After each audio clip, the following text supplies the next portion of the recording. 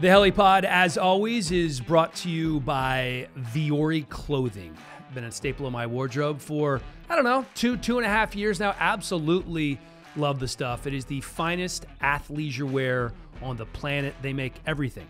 Shorts, pants, joggers, t-shirts, hoodies, board shorts if you're going to the beach, you're playing a little volleyball. I mean, this stuff is so versatile. It can go from hot yoga to the Peloton to hoops to the grocery store. If you're lounging around the house, you're on Zoom calls all day, nothing's better than Viore Clothing. VUORI clothing.com/HelliePod, and you get 20% off today. My wife absolutely loves the joggers. VioreClothing.com/HelliePod. Get 20% off your first purchase today. Trust me, it's worth it. The Hellie Pod is also brought to you by DraftKings Sportsbook, America's top-rated sportsbook app, and we're giving all new users a chance to turn $1 into $100 when you bet on any team. DraftKings is safe, reliable, and secure. Just make sure you deposit and withdraw your money at your convenience. How great does that sound? Download the top-rated DraftKings Sportsbook app now. Use the promo code HelliePod when you sign up to get this can't-miss offer. You pick any team during Week 4 of the NFL season. You bet $1 on them, and you win $100 if they win. That's probably the best deal that I've ever heard of. Use the promo code HelliePod during sign-up for a limited time, only at DraftKings Sportsbook app. Must be 21 or older, New Jersey, Indiana, or Pennsylvania only. Profit boost terms and conditions, eligibility restrictions apply. See DraftKings.com/sportsbook for details. Gambling problem? Call 1-800-GAMBLER or in Indiana, 1-800-9-WITH-IT. It is time now for the Hellie Pod, presented by Viore.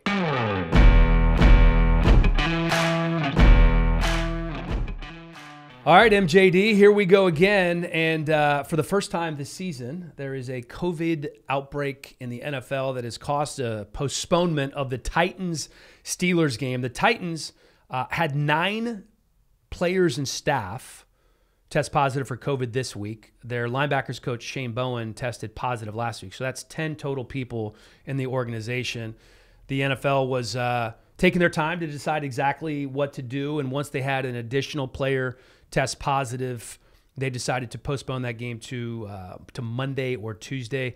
Listen, college football's had 23 games postponed or canceled because of COVID. We knew it was a matter of time, but they're still going to play the game Week 4. Does that surprise you at all or not? No, not at all. I mean, they have to try to find a way to keep the continuity of the schedule going.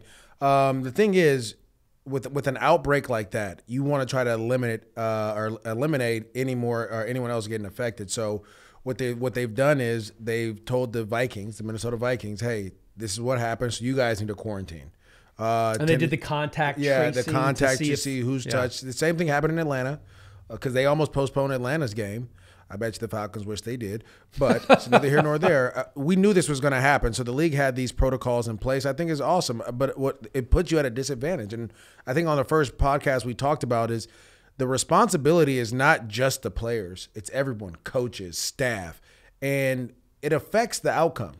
And so now you have 4 or 5 guys that won't be able to play. So you'll have backups playing in certain positions, practice squad guys moved up to fill your roster to be able to go out there and play against a very good Pittsburgh Steelers team. And so that's going to affect the outcome, right? And so, if Tennessee's able to pull this one out, awesome. But the chance of you win now, because this league is based off of your best players being available, you may not have an opportunity to win. Yeah, this is going to be tough, man. The facility in Nashville shut down until Saturday, so they may have one full practice and a walkthrough. Well, think about this. The guys need to get treatment. Where do you get it from? How do you stay in shape, right? Because when you practice, it's more about just keeping your cardio up. You're running around, doing different things. Are you going to go back to just working out now? Like, what are you going to do to keep – what about lifting? What about all the things that you have to do throughout the course of the week, not just being in meeting rooms and game planning? It's a whole bunch of other stuff that goes into it. It puts them at a very big disadvantage. All right, that's going to be an interesting one to follow. We're going to pick that game coming up here in just a few minutes. Also, I did not say off the top of the show, but I wanted to let you know that James Robinson, rookie running back for the Jacksonville Jaguars, perhaps the best running back to wear that uniform since this man, will be coming up on the show here in just a few minutes. All right, you saw Josh Allen last week take on your Rams. In the first couple of weeks of the season, to me, he made a similar jump to that of Lamar Jackson that Lamar made from year 1 to year 2. It's obviously year 3 for Josh. I think he's been nothing short of spectacular. Your impressions after calling that game? Well, I think the Buffalo Bills did what they were supposed to do, right? When you have a young quarterback like that, you have to continue to add weapons around him. And we talked about this. The addition of Stephon Diggs, even though he didn't really show up in the game as much, his presence was felt. And it allowed other guys to get open. Cole Beasley had over 100 yards. It allowed John Brown to get some plays in, but it also opened up for those tight ends. And Josh Allen showed that he is the Ben Roethlisberger. You know how Big Ben used to throw guys off him and run, and right. That's literally what he did. I mean, Aaron Donald was hanging on him at one point. He had him like at bay, and he was trying to throw the ball, get sacks and fumbles. But I mean, he is a strong quarterback. He's a playmaker. He's athletic. They use him in the red zone. I would say think of he's the mix between Cam Newton and Big Ben. That's scary, and that is. And so if they can get a running game going like they had with Devin Singletary and the play action pass, he threw some great passes. I mean, he showed touch. He showed poise. He did everything that you look for. And it's funny because you don't really hear a lot about him in that quarterback class because of Lamar Jackson, Sam Darnold being in New York, and obviously Baker Mayfield being the #1 pick. But I think he may be the second best quarterback in that whole class. And I'm a guy that didn't believe in his skill set because he wasn't accurate. I didn't believe in it either. I thought he was a big, strong guy. I thought there were shades of Cam there, but he just wasn't accurate. Yeah, and all of a sudden you put some guys around him. He's fixed some of his mechanics and his accuracy. I think the one thing he needs to understand is you need to sometimes let the play go. Don't try to keep extending it because that's when you get your turnovers and things like that. But I mean, he's a playmaker, and the Buffalo Bills got one. They got him one. And now the question is, can this guy and this team take it all the way? Well, they are certainly trying to build around him. Are you worried about the Ravens after watching Monday night? They're now 0-3 against Kansas City.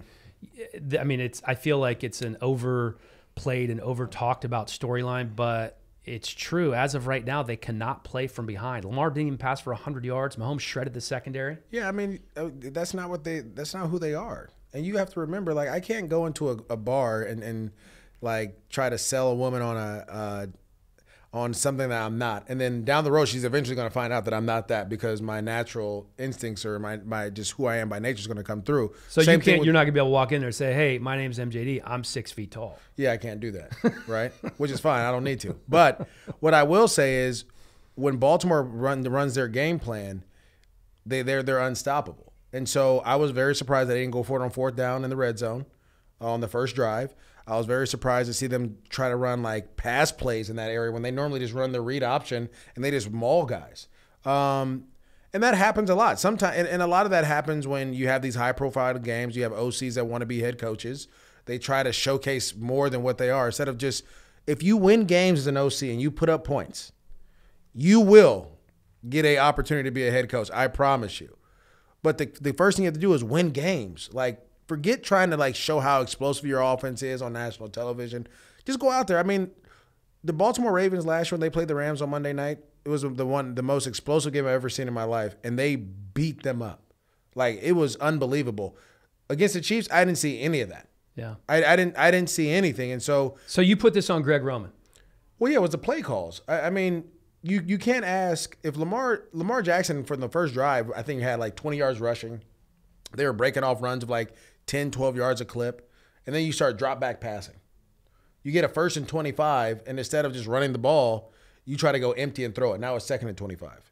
Now all of a sudden you have to play catch up, and that's when the Chiefs just took over at that point. They went up, 13-3? Then you had the kickoff return that brought you back into it, right. And then they scored again, and then you tried to, and so you just can't – you have to play your game.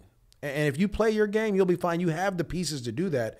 You're a downhill physical team. This is one I just wrote an article on NFL.com about it. Did you write it? I did. Okay. People think that the physical. Well, I had help. Let me stop lying. Brooks or I was just going to let you roll right through that. Yeah, I was, but I had help. I know how it works, buddy. It's not people think physical teams are teams that have a physical style. No, it's about the attempts. The rushing attempts. You know who leads the league in rushing attempts right now? Derrick Henry. No, the team. Oh, New England. No. The Los Angeles Rams. Is that right? Yes, they lead the league in rushing attempts. They are the. Are you sure about that? I'm telling you. I just looking did that it. up right now. Go look it up. All right. That is a physical team, Because guess what? They are running the ball at you 40, I think it's like 39 to 40 times a game they're running the ball. That is what you want to do. I want to say the Baltimore Ravens and the Niners are like around 30 times a game, which they're right there. But Baltimore should be up in the 40, 45. Totally agree. But they're not. And so that is the issue. Then you're not doing what you're built to do. And so what's the purpose of having all these big bodies out there if you're not going to utilize them? Wow, you're right. The Rams have run the ball 111 times. The Chargers, Patriots, Titans right behind them. Okay. Where are the Ravens, you ask? They're right in the middle of the pack. They've only run the ball 88 times. So it's not like, don't tell me like you're a physical team, but you don't want to run the ball. Yeah, I feel it. Well, I mean, especially when Lamar can throw the ball. I'm not saying Lamar can't throw the ball, but you have Mark Ingram, you have Dobbins, you have Gus Edwards, and you have Lamar. They have a fullback that weighs 312 pounds. You only have that for a reason. Right. Run the ball. You have all these tight ends. Well, you see this a lot with offensive coordinators, just thinking a little too much. Okay, good news for the Ravens. Next up is Washington. But that's not good news because Washington's good against the run. Yeah, but their offense is not going to be able to keep up. But I'm not worried about that. I'm just saying the Washington Redskins or Washington football team. Excuse me. There you go. I do Washington that football 100 team, times a day. They are very good at stopping the run. So it's one of those things. Come on, let's be a professional. Yeah, I know. I'm getting a call from the Jaguars. They're letting me know that I'm going to text them right now while we're going. This is live podcasting. That's good. Be a professional, though. Yeah, we got to find out about James Robinson. Keep I talking while I'm think texting. the Washington football team, they do a great job of stopping the run, and so that's going to be a concern. Are you going to be committed to running the football? That's what you have to realize. And like I told you, when you talk about the most physical teams, it's not style, because the Rams' style doesn't seem physical, right? It doesn't seem like they're running down. Like, no, but they run the ball a lot, and they are a physical team, and they wear teams down. How do you think they made that miraculous comeback? You're losing by 28 or something like that, or I think it was 22 at one point in the game, 25 maybe, and you're still running the ball. You know why? Because they're a physical football team, and they understand that's their makeup. All right. We're ironing out the interview segment coming up here in a minute. Let's get into a little quarterbacks. Let's talk about that Washington football team situation. Okay. Dwayne Haskins, 3 interceptions, 4 turnovers in that last game. That led to 24 points in that loss to the Browns. All the talk in Washington has been about how long do you give Dwayne Haskins in that role? Who's up? Well, you have Josh Allen, you have Alex Smith. Who? I'm sorry. You have Kyle Allen, you have Alex Smith. Who? Exactly. So what are you going to do? So you're not going to put Alex Smith in there. And you better not put Kyle Allen there. We saw what he did last year with the Panthers. So here's the concern, and here's essentially what Ron Rivera alluded to. He said there are guys in the locker room that are playing well enough for us to win. We have to make sure everybody plays well enough. There is a cutoff point for me. There is. No, definitely. Okay, so if Dwayne is one of the worst players out on the football field continuously, how long can you leave him in the? He's been one of the worst 2 or 3 quarterbacks in the NFL thus far. Who are his? Can you tell me his receivers? Okay, well, that's one. Terry McLaurin. That's one issue. Okay, and his tight end is an old quarterback from Virginia Tech. Like you don't have no Logan one around Thomas. him. You have this young kid Isaiah Wright. Who's his you have running Dontrell backs? Inman. Yeah, those are journeymen. He doesn't have guys like Stephon. He doesn't have. Yeah. Look at Baker Mayfield. What did they put around Baker Mayfield? Well, Odell and Jarvis Landry. Okay, what did they put around Lamar? They put Mark Andrews. They put tight ends. Right. Hollywood Brown. Yeah, you have to put weapons around your quarterback, because this is the thing. Your quarterback has to be comfortable, and this is the one thing I tried to explain to people when the whole Houston Texans trade went down. Your quarterback has to be comfortable. When he gets in trouble, he can go to one guy, and he knows that where that guy is going to be in the back of his mind. Terry McLaurin's that one guy. But there's no one else. Yes, they do not have you a lot of weapons. You see what I'm saying? Like so. I mean, they have J.D. McKissick is a good, sound, professional running back out of the backfield. Antonio Gibson looks like he has some skills coming in as a rookie. Okay, but that's what I'm saying. Like, there's a bunch of young dudes or a bunch of journeymen. You can't expect him. And again, he hasn't played well. But do not tell me that, like, if you gave him Julio and Calvin Ridley, that he wouldn't put up numbers like Matt Ryan. He probably would. But you got to continue to put pieces around your quarterback. And I'm not making any excuses for him. His play needs to be better. But when you talk about quarterbacks, they're only as good as the pieces that are around them, period. If you look at Patrick Mahomes, who is around Patrick Mahomes? speed. Well, everywhere. First round picks. Yes. Talent everywhere. And an unbelievable tight end, maybe the best tight end in football. Look at who's around Deshaun Watson this year compared to last year. And why are his numbers dropped? Well, right. When Will Fuller's your number one and Brandon Cooks is not the same Brandon Cooks we saw a few years ago. Hey, you catching this on camera? It makes sense, right? Like, it's kind of like, my quarterback needs some guys I shouldn't trade away. Sometimes you have to make the throw, and right now Dwayne is not doing that very often. But he may not trust that those guys. But just answer my question: do you give him the whole season, or do you give him halfway point? Well, this is the thing: if I'm the Washington football team, I need to make sure that I get a full slate of what.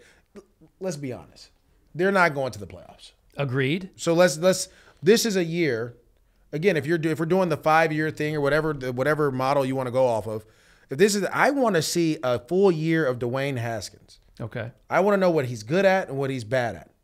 Okay. He throws well across the middle. Guess what? I'm going to go get bigger, stronger receivers to go across the middle. Or I'm going to go get tight ends or things that I think he does well. If I go back and look at his college tape, what does he throw well? He throws the ball well over the middle. I'm not going to ask him to throw the ball outside the numbers. I'm not. That doesn't make any sense if he can't do it. So you have to add pieces around him. You have to understand who your quarterback is. You have to move forward with that. And if you look at all these other teams that have drafted quarterbacks, if you look at the Baltimore Ravens and what they did after they drafted Lamar Jackson, they're like, all right, this is what Lamar needs to do. We're going to build this thing around him. Oh, this is what Patrick Mahomes is going to do. We're going to build this thing around him. Then you get success. But if you try to put him into what you want, it ain't going to work. Well, I don't know. I think Scott Turner's actually done a pretty nice job of play calling there in Washington, and he just hasn't been able to execute so far. But I don't disagree with you that you have to give him a chance. You can't bench him.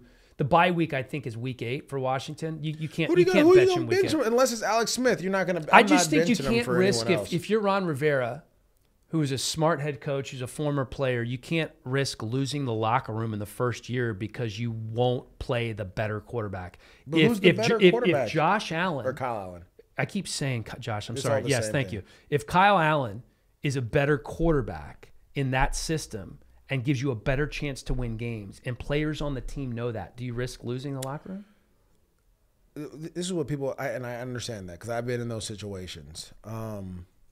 Sometimes you may think that, and then you know what happens? You put him out there, and he's worse. And then all of a sudden, it's like, okay, this is who we are. We got to be a running first football team and a defensive football team. Or, we have to do these certain things. So when it comes to that, I think Dwayne Haskins pretty much got like the horrible end of the stick, to be honest. Like, you don't play him over Case Keenum. You draft him 15, but you don't play him.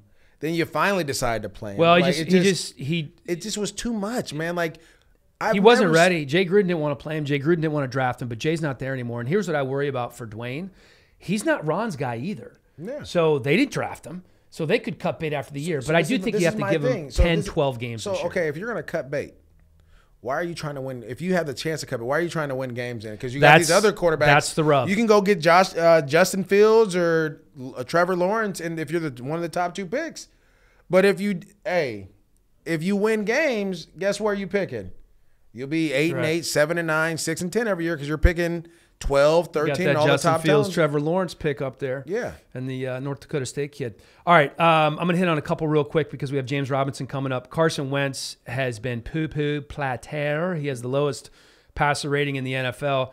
You're not going to Jalen Hurts there, not even for a second, right? No, they're not going to. But that's what I'm saying. Like, why wouldn't you? He's been playing horrible just like Dwayne Haskins. Why wouldn't you do that? Well, because you're already paying him $128 million. And he has a ton of weapons around him. So that's him. Well, he does not because he's playing without Alshon Jeffrey, who could be back. Deshaun Jackson has a hamstring injury. Jalen Reagor, Dallas Goedert on injury reserve. He has nothing around him. He has Zach Ertz. That's more than what Dwayne got. You like Zach Ertz better than Logan Thomas? I'm kidding. Okay. We got to get ready, man. We got James Robinson. You ready to talk to? I'm ready to go. The guy who's filling in your footsteps. And I ain't filling in mine. He's filling in Leonard Fournette's. True, but I think he's more like you than he's like Leonard Fournette, wouldn't you say? I mean, he's bigger than me. He's 5'10", 220 pounds. That's what he's listed as. Yeah, that's much bigger than I am. A little bit. Okay, I'm going to give you this. Who is James Robinson? For those of you who don't know, you probably see him in your fantasy leagues. Everybody's been picking him up. Scored 30 last week. Yeah, he was great. Undrafted out of Illinois State. As a high school senior, He ran for 2,461 yards, 44 touchdowns. He passed up his only big-time offer at Iowa to go to Illinois State. He ran for over 4,000 yards in 4 seasons for the Redbirds, almost 2,000 as a senior.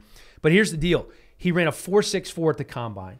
That's the issue. He can run in 4.5s, and he did it before that. Pandemic hurt him because there weren't all the pro days and the workouts. He did enough during camp.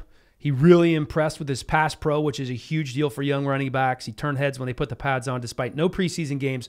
The Jags cut Leonard Fournette, and then with injuries to other running backs on the roster, the Jags went with Robinson as their starter. He's the first undrafted player in NFL history to have 300-plus scrimmage yards and multiple touchdowns in his first 3 games. He's going into week 4 as the 11th leading rusher in the NFL with 210 yards, right behind Zeke. Without any further ado, let's welcome Jags running back James Robinson to the Helipod.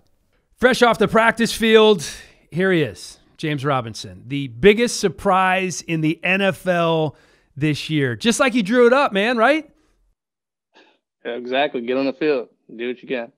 What has it been like for you so far, and how much has changed for you personally, man, coming out of Illinois State and then just bursting onto the NFL scene like you have? I mean, for me, it was more of coming in and when I was talking to the coaches, they were like, we're going to need you on special teams. And I said, that's completely fine with me. I mean, when they talked to my coaches back at Illinois State, I always asked them to put me on special teams, but they obviously didn't. But, yeah, for me, it was just getting on the field and trying to play a role somewhere on special teams and then making the most out of my opportunity once I got the ball in my hands on offense. Well, yeah, speaking of offense, watching your tape at Illinois State, you guys ran a lot of downhill A-gap to A-gap, B-gap runs. It seems like you're running a very similar offense here with the Jaguars and Jay Gruden. Are there any similarities, and did that help you speed up the process of learning the offense and playing fast the way you have the last couple of weeks? Yeah, I'd say it's a lot alike, actually. I don't think there's anything different, really, other than the terminology. But, yeah, I was able to pick up on it really quick, and when I first got here, well, when we were doing the virtual stuff, when I was going over, it was kind of like, this is just like Illinois State. So, I mean, I kind of just studied it until like the iPad died. So I was just going over, walking through it throughout my house. What a crazy offseason, especially for a rookie, man. You have no OTAs or rookie minicamp. At what point when you got there with all the guys and training camp started, did you say to yourself, I might actually be able to contribute to this team this year? I would say when I got the ball, I was able to make a play. Like if it wasn't 2 in a row, it was every other play. I had a big run, and I just thought to myself, I just got to keep doing this because, I mean, we had a lot of guys in the backfield at the time when we first started. So I knew my reps were going to be limited. So I just tried to make the most out of every single one. It's funny you say that because I remember when I got to Jacksonville, there was 9 guys, right? And so you're trying to compete. What was that like in the classroom, though? Obviously, you guys had Leonard Fournette there. You had a bunch of other guys there all working together. What was that competition like every day? Can you break it down for us? I would say it was more of he really tested to see who knew the most, really. I mean, you got Chris Thompson in there, so he knew the offense pretty well. So he didn't really ask him that many questions. So I mean, for me, it was more of knowing every single thing almost. When he asked me a question, I just kind of tried to answer it really quick because I knew it. I just didn't want to get like froze up and make him think I didn't know anything. So I think studying the playbook was the biggest thing in a room, and getting out on the field and actually hearing it in the huddle was the biggest thing, because you got to come out there and play fast. And if you don't know what you're doing, he's going to be like, what are you doing? Throw someone else in there. So Chris Thompson, obviously very familiar with offensive coordinator Jay Gruden from his time in Washington. Gruden loved Thompson up there. So I need a nickname for you, James. Is it J-Rob? Is it JR? What do the dudes call you? Every single one of those, JR, J-Rob. Cole calls me Spinner for some odd reason. He started calling me that like the first throw around we had when I got here, and he's just been calling me that ever since. He calls you what? Spinner. Spinner. No, I'm not calling you that. I don't want you to call me spinner. Well, I mean, that's probably because all the moves he makes in the open field, the hurdling guys. Like, okay. So I have to ask you this because I jumped one time and I fell on my head and I was like, all right, that's it for your boy.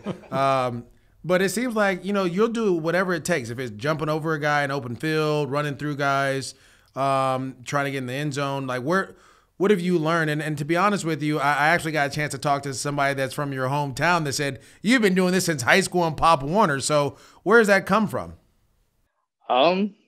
Just me as a football player. I mean, there's a lot of things that a lot of people think I can't do because they haven't seen me do it. But, I mean, the moment hasn't come for me to do that.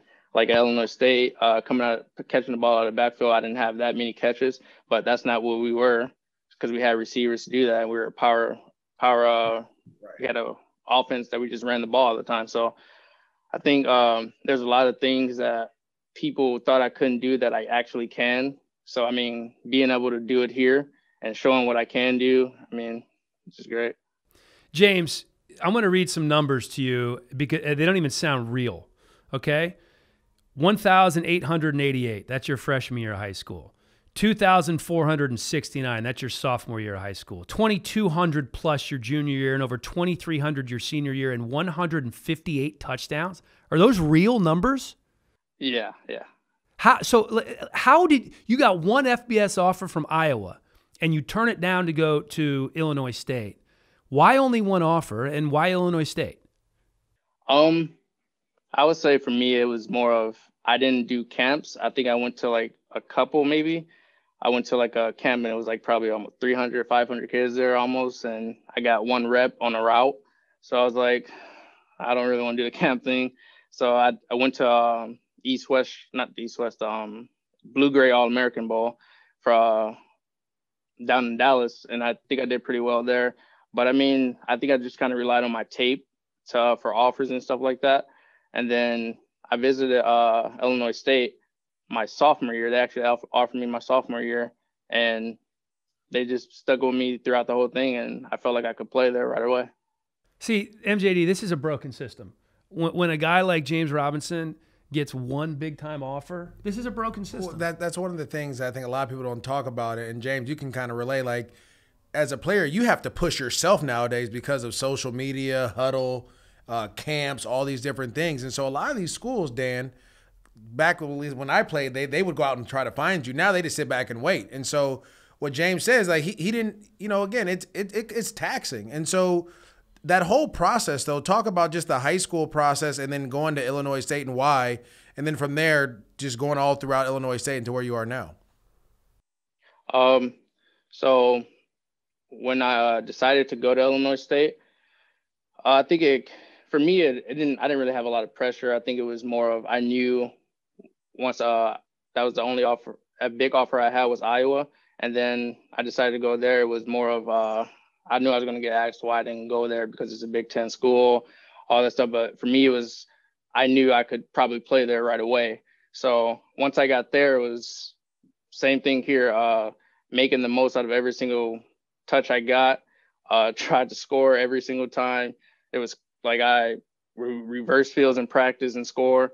So I think being there, it kind of helped me because I always had to work hard. There was people saying I wasn't fast enough probably for Big Ten. I have film sent out to bigger schools.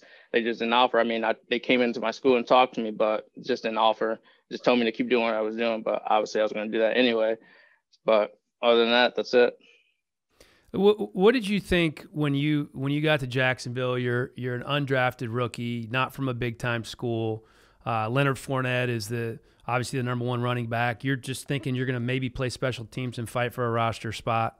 And then you see this dude Gardner Minshew, who was a late round draft pick with the big porn stash and walking around in probably cut off jean shorts. What was your initial reaction to Gardner Minshew? So the first time I saw him, I knew exactly who he was from like the first field. They were already on the other end. I knew exactly who he was because I could see the stash from afar. But when I got here, it was they are all cool, very helpful. Whenever I needed a question asked, I'll go to him. I'll go to Chris, because I think he knew a lot like the quarterbacks do, honestly. And then in the RB room, being around Fournette, it was more of like, okay, I obviously know that they're going to go to him for now because he's here. And I just kind of watched him to see what he does in practice, how he carries himself. And I just kind of trying to pick up on how he did things to see because I didn't really try to fit in. I just kind of go about be myself because they always say I'm quiet and all that. And then Fournette will always try to talk to me. I would talk to him back, obviously, because he's my teammate. But I think seeing all the guys and at the same time, it kind of brought me into the team more, and it made me feel more comfortable. Well, I have to ask this: with all the success you've had the first, to this point, what has it been like in the city, right? Because you're the only professional team there. Jacksonville, people from Jacksonville, they love football, they love running backs. What's the welcoming been like? Just when you go to dinner or wherever you're at? You can't go out to dinner. Can you go out to dinner? Florida's wide open. Can you do whatever you want or what? They want us to really kind of, if we do go out, they want us to be outside. So I mean. I think I went once, but you got to wear a mask and everything. But I know people come up to you, right? I haven't gone out that much. Okay, well then don't go out then. But when you do, I promise you the people will go, all right, this is the last thing before, because I know you guys, we see guys in the back, but all right, I'm going to give you 2 spots that you got to go to. Mayport, there's a place, they have fish sandwiches. It's fresh fish right off the boat. Get the tilapia sandwich. Ask Tad, he may know about that one. And then are you a wine? Do you like to drink wine? No, dude, he's a rookie. Rookies don't drink wine. It's an acquired taste. He just said he drinks wine. Yeah? Yeah. I'm going to give you my spot. It's called 11 South. It's right on the beach. 11 South. It's a 11 South, nice wine, nice little, but just tell them I sent you, you'll be good to go. Oh, I will. Hey, James, you have the second best running back in Jags history sitting right here. That's fair to say. Yeah, he's second leading rusher in Jags history behind Fred Taylor. You have any questions for MJD? You want to hit him with something real quick? How fast were you? Because I actually looked him up and saw you were like a 4.3. Yeah, I was 4.3-ish. Were you really? Yeah, I was 4.3, oh man. I could run a little bit. I think. I looked, I was like, I didn't think you ran that fast, but. And, were you always that fast?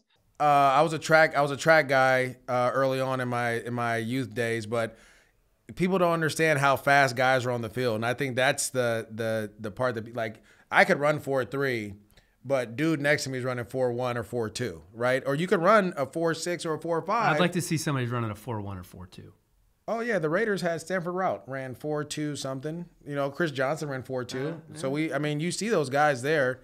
I mean, I would tell you this. If I could give you some advice, in the off season, make sure that you start training like 2 weeks after the season, and always do track. If you run track, your legs will always be there for you. I stopped running track probably like year 6, and my legs started to give out a little bit. So if that's anything I can help you out with physically, or if there's anything, Tad has my number. Feel free to reach out, bro. I'm always around. I got to hang out with this guy. You see what I'm saying? In this Hellie pod. But, hey, congratulations on all the success. It's awesome to see you have success and that team have success, even though I know people there think I don't like them. I love the Jags. They make you. Yeah, they make you who you are. Those teams. Awesome.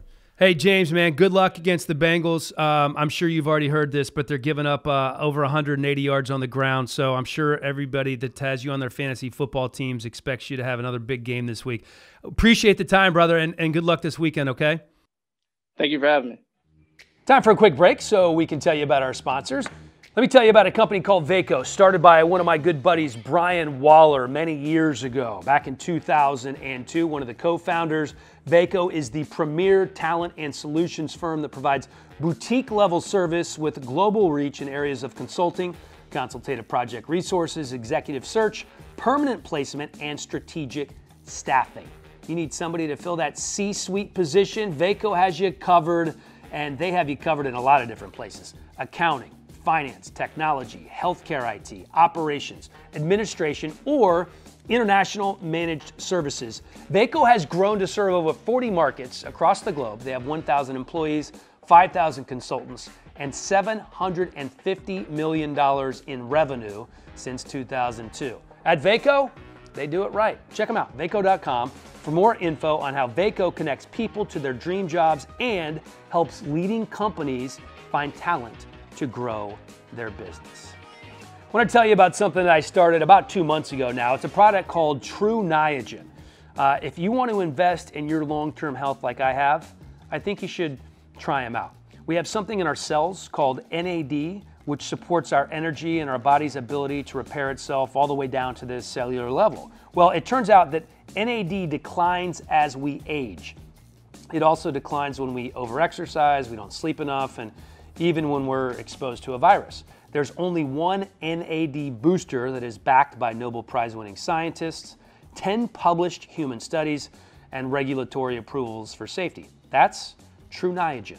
Additionally, True Niagen, NSF certified for sport. Visit TrueNiagen.com to learn more. That's TrueNiagen.com to learn more. And finally, Greens Plus, a health food leader since 1989, known for creating the first ever blended green superfood powder and the first company to infuse those green superfoods into a bar. Those bars and powders, they're tasty. I use them probably 5 to 6 times a week. I feel better when I do. It's the most effective way to improve your immunity, detox your body, boost your energy, and get that nutritional insurance that your body deserves. All organic, gluten-free, premium green superfoods. You can get it at Whole Foods or on Amazon, or if you go to greensplus.com, you're gonna get 20% off using the promo code Hellie. That's greensplus.com, 20% off using the promo code HELLIE. I love the chocolate protein bars and the wild berry superfood powder. Check it out. Dude, I think J-Rob, Spinna, JR, I think he's going to be able to carry the torch for you. I know there was Leonard Fournette in between, but what a nice kid. He's awesome. You know, you only hear great things about him, but the one thing that I've always heard is he works hard. And you know, for him to have so much success right away, he's a very quiet person, and that's good. You don't want guys to get a lot of success and then change who they are. He is who he is, and that's exciting to see. And hopefully they can keep it going. Like, you know, we're known down there in Duval County for running back. So he's the next guy that's carrying the torch. Long list, man. Fred Taylor, Jonathan Stewart had a couple of good years. James Stewart. I'm thinking Carolina. Thank you. I've done that twice now this pod, man. I got the Allens, I got the Stewarts. I got to get my stuff straight. It's time for a new segment, MJD.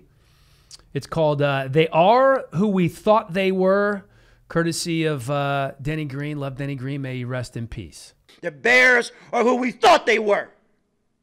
And that's why we took the damn field. Now, if you want to crown them, then crown their ass. But they are who we thought they were. And we let them off the hook. All right. I can never get enough of that audio. That is one of Denny Green's finest moments. Okay, they are who we thought they were. Green Bay. We both predicted the win over the Saints. The Packers' offense has absolutely exploded. They lead the NFL with 41 points per game. 122 through 3 games is the 6th most ever for a 3-0 team. Aaron Rodgers had a fire lit underneath him, and now it is a 5-alarm blaze. 9 touchdown passes, 0 picks. Without Devontae Adams, he spread the ball around to 8 different receivers. Allen Lazard, 6 catches, 146 yards, looks like a legit number 2. You throw in Marquez Valdez-Scantling, and this receiving core is actually more than just Devontae and the miracles. The defense, not the steel curtain, but it's good enough. And by the way, props to Matt LaFleur. He went from surprise hire in Green Bay to 16-3 in the regular season as a head coach so far. And how about this? Not only are the Packers for real, but up next they have the Falcons 0-3. They have the Bucs, which is going to be a tough game. The Texans 0-3. So combined record 2-7 for the next 3 opponents for the Packers. They are who we thought they were. I think you're exactly right. It's not that they lit a fire on them. Yes, they drafted a quarterback, which I don't know why they did that, but it's Aaron Rodgers in the second system of an explosive system. So you see this Sean McVay, you see this Kyle Shanahan with quarterbacks. first-round guys or second-round quarterbacks that are pretty good. But then you see this system with a Hall of Fame quarterback, and that's what you're seeing here now. And that's what it comes down to. LaFleur is a little bit of McVay, a little bit of Shanahan, a little bit of Gary Kubiak from the Minnesota Vikings. But that same system is in Green Bay putting up points. That's what it can be. That's what we saw it a little bit with Sean McVay with the Rams. We saw a little bit of it with the Niners running the ball the way they run the ball. But the Green Bay Packers, the way they use play action pass and the way Aaron Rodgers is making it go, it's special. For me, it's not going to be as happy. I don't have as many stats and all that stuff.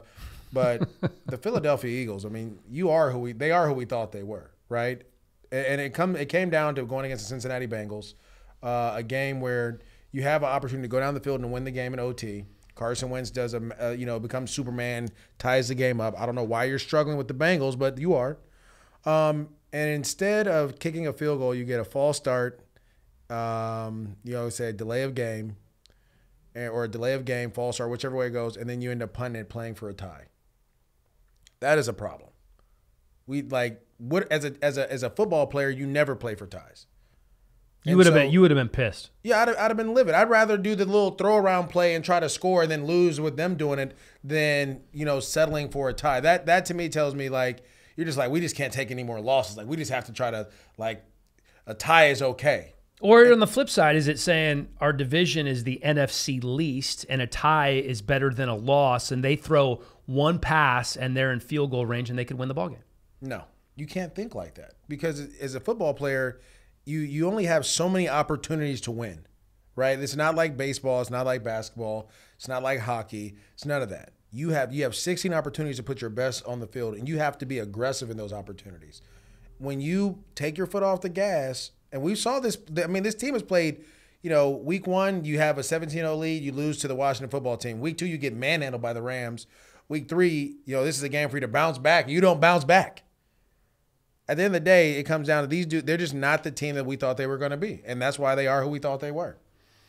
They bounced up just a little bit, just enough to tie instead of lose. They are going crazy in Philadelphia right now about what's going on with the Eagles. Okay, time to pick a few games. We can just kind of rip through these, MJD. Yeah, no problem. Let's start with the Colts 2-1 at the Bears 3-0. Nick Foles getting the start at quarterback, and here's the deal. He's way better as a relief pitcher than he is a starter. No question. Okay, 105 passer rating coming off the bench, just 88 when he starts. And here's the other really interesting thing to me is he's going up in his first start for the Bears against the Colts, who are coached by Frank Reich, and he is as responsible as anybody for Frank Reich getting that head coaching job because of the Super Bowl MVP season that he had there in Philadelphia when Reich was his OC. Yeah, that means nothing to me. At the end of the day, this comes down to defense. The Colts can score points. Their defense scored really well against the Jets. I want to say it was 2 pick sixes from Sam Darnold.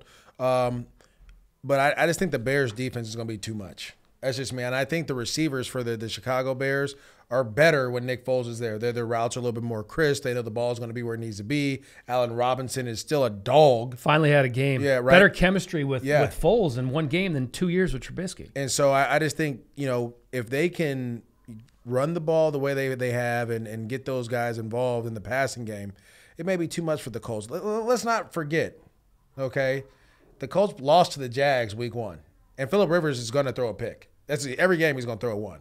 So I just think that may be the end of it. So you're going Bears. I'm going over Bears, Colts. yeah. All right, we didisagree right from the jump. I'm going Colts 26-20. Let's go. By the way, in case you're keeping score at home, which I know all of you are, 14-4 coming into the week with my picks. MJD 12-6 after besting me last week. He only got one game wrong. That was his Rams against the Bills. We actually both got that one wrong. And then I was also wrong on Monday night. I thought the Ravens would take care of business against the Chiefs. That didn't happen, obviously. No, it did. All right, we're on to pick number 2. Browns 2-1 at the Cowboys 1-2. Dak is slinging it, obviously. 450-plus passing yards in back-to-back games. Zeke's looking a little bit more like a grinder than an elite back to me right now. There's no D in Big D. The defense has allowed 39 points to Atlanta and 38 to Seattle in back-to-back games. Well, good thing they're not playing either one of them this week. That's a very valid point. Cleveland's strength, as you know all too well, the running game with Nick Chubb and Kareem Hunt. Here's the thing with Dallas. They've had 6 turnovers the last 2 games. I think they're going to clean that up, and I think they're going to go on a run here, man. They play the Giants in Arizona, Washington, and Philadelphia. They're going to be 6-2, and we're going to be talking about Dallas having turned things around and being a contender in the NFC. It's crazy how your schedule can change things for you, right? But I think Dallas, this game comes down to the quarterback to me. It comes down to, can Baker Mayfield continue to play better? Can he be better than he's been the last couple of weeks? And then is Dak going to continue to play at the higher rate that he's playing with throwing the ball? To me, it's just Dak at the end of the day. Like Dak over and Baker. That receiving core. Both defenses give up a ton of points, but I just think there's more talent, which is crazy to say that. I mean, you look at the Cowboys roster; they just got talent all over the place. No, 100%. Their defense needs to play a little bit better. I'm going to go Dallas, though. 32-26. You're going Dallas as well? Yep. Okay, Pittsburgh at Tennessee. This should be a quick one. Yeah, I mean, listen, we talked about it at the top of the show. The Titans not even going to be able to get in the facility. They're closed until Saturday. They're going to probably have a practice and a walkthrough. They have 10 players, staff members combined that have COVID. This is going to be hard, man. This is going to be hard to get ready for a really good football team in the Steelers when you're going to have maybe one practice and maybe one walkthrough all week. Yeah, Pittsburgh's too good for that. I was going to pick Pittsburgh regardless. In this game, I just feel like their defense is just too dominant, and their offense is getting better each week. But especially with the whole COVID situation now, is the Pittsburgh Steelers. Yeah, and James Conner, back-to-back 100-yard games. The Titan defense is a concern for me. I think the Steelers win. I think it's going to be close. It's going to be 32-30. Steelers win that one. Guess what? That's the team that brought Variable in. That was his first team. Yeah, everybody forgets about that. He spent 3 or 4 years in Pittsburgh essentially as a backup linebacker and then took less money to go to New England. Ended up there, won 3 Super Bowls, was bookends there with our good buddy Willie McGinnis, and had an unbelievable playing career, 3-time Super Bowl champion. Okay, Vikings at the Texans, the battle of the 0-3 teams. The Vikings. Someone got to win. Yeah, unless they exactly. tie.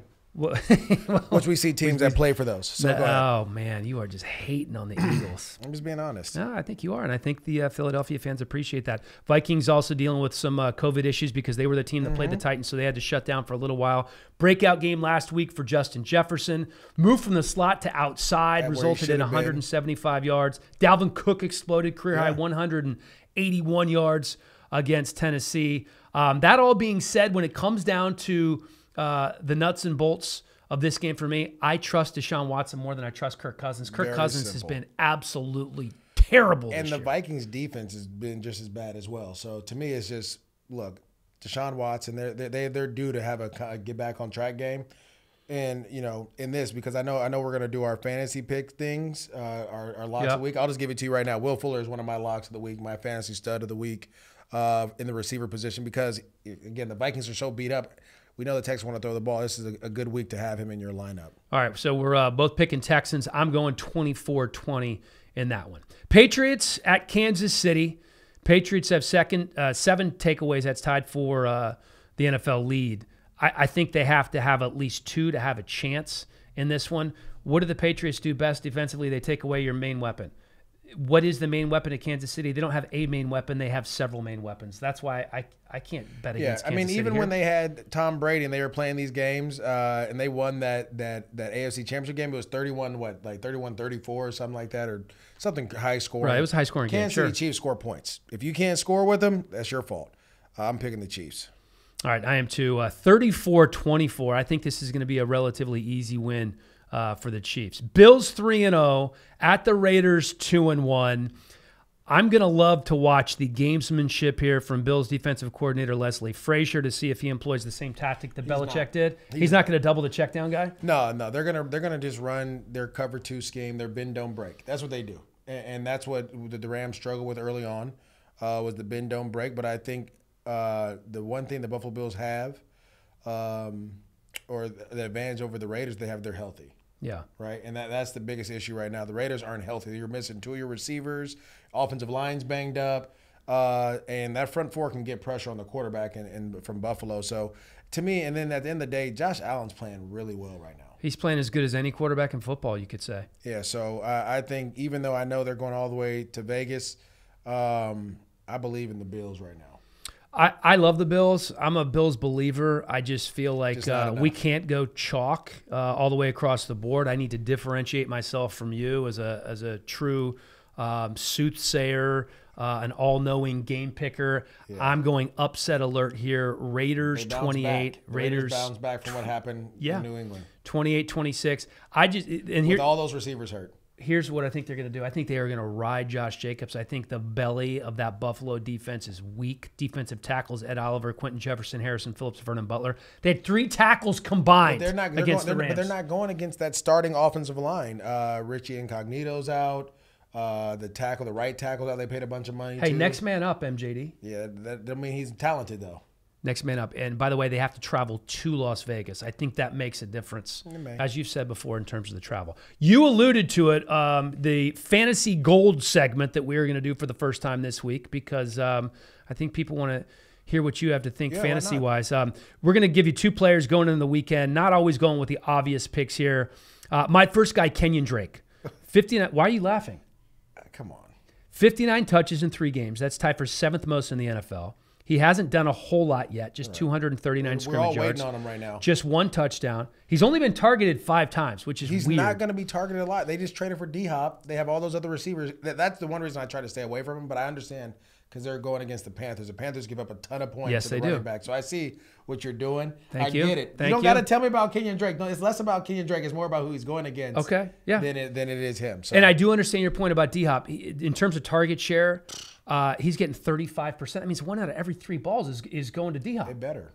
Well, I think Kenyon Drake's going to have more than 100 scrimmage yards against a lackluster Carolina run defense. And number 2, Rob Gronkowski. Chris Godwin is out. There's going to be more balls to go around. He had a season-high 63 snaps after averaging just 48 over the first 2 games. And he had his best game. He had 6 catches for 48 yards. He's a run blocker now. No, he's not a run blocker. He was just pulling your leg, man. Now. So I'm going Gronk. Like, these aren't obvious picks, okay? So I'm going to give you one. I'll give you my 2. Yeah. Joe Mixon going against the Jaguars. Like it? I love it because of this. The Jaguars defense has been giving up a ton. You give up a lot of points to Myles Gaskin. I can see the Bengals trying to get their running game going, help with the play-action pass. And the Jags just struggled with running backs, to be honest with you. I know they played well against Derrick Henry, but Himes in the Colts game had a game. He did Jonathan that first Taylor. week. Guys were having games because Joe Mixon has the ability there. And then, like I said, Will Fuller, there's certain things I always try to give people. There's certain teams that you try to target once the season goes on. You can see what they're doing. The Vikings in the passing game, that's a team that I'm going to target. It's just one of those things. Their DBs are young. They're banged up. And we know the Houston Texans want to throw the ball. They'll get Will Fuller going. I'm excited to see it. And I want to see Deshaun Watson finally win because I actually picked him to be the MVP this year because without D-Hop, he was going to have a great I thought he could have a decent season. He just needs to get back on track.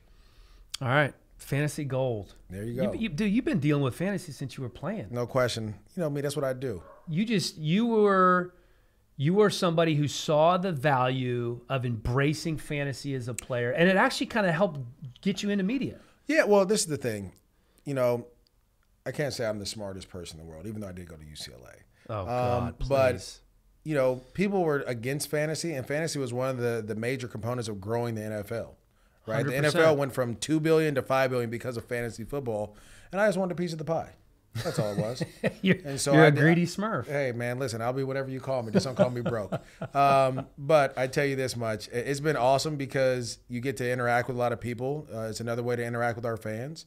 And then, you get to compete. And at the end of the day, I'm probably one of the biggest competitors there is in this world. Well, so. I know that. And the good news is I'm beating you in the picks 14-4, 12-6 through 3 weeks. We could be playing basketball and you can be up 2 points. Here's what we're going to do. Game on the line, and I can still drag you. So it was one of the low points in my life, actually. I hope you go. I bring you back there again right now. Oh no, we're going to do it. We're going to do it. I'll talk about it. I'll tell the story. MJD challenged me to a game of 1-on-1. No, you were talking trash to me in the green room, like I couldn't play, and I was like, "Dan, we can go out there and play right now."